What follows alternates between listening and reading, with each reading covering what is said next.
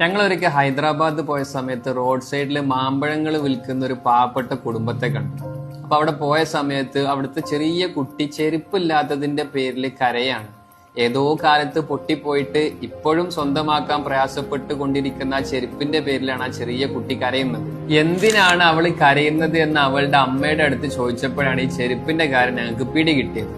അപ്പൊ ഏതോ കാലത്ത് പൊട്ടിപ്പോയിട്ട് പൈസ ഇല്ലാത്തതിന്റെ പേരിൽ അവളുടെ അച്ഛൻ അവൾക്ക് ആ ചെരുപ്പ് ഇത്രയും കാലമായിട്ട് വാങ്ങിക്കൊടുത്തിട്ടില്ല. പിറ്റേന്ന് ജോലി കഴിഞ്ഞ് വരുന്ന സമയത്ത് ഏകദേശം ആ കുട്ടിക്ക് പാകമാവുന്ന രീതിയിലുള്ള ഒരു ചെരുപ്പ് ഞങ്ങൾ വാങ്ങിക്കൊടുത്തു.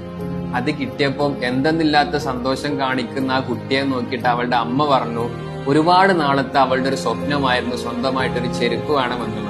അപ്പൊ നിങ്ങൾ ആലോചിച്ച് നോക്ക്, വെറും ഒരു ചെരുപ്പെങ്കിലും സ്വന്തമാക്കണമെന്ന് സ്വപ്നം കണ്ട് ജീവിക്കുന്ന മനുഷ്യന്മാർക്കിടയിലാണ് നമ്മൾ നമ്മുടെ പരാതികൾ പറയുന്നത്.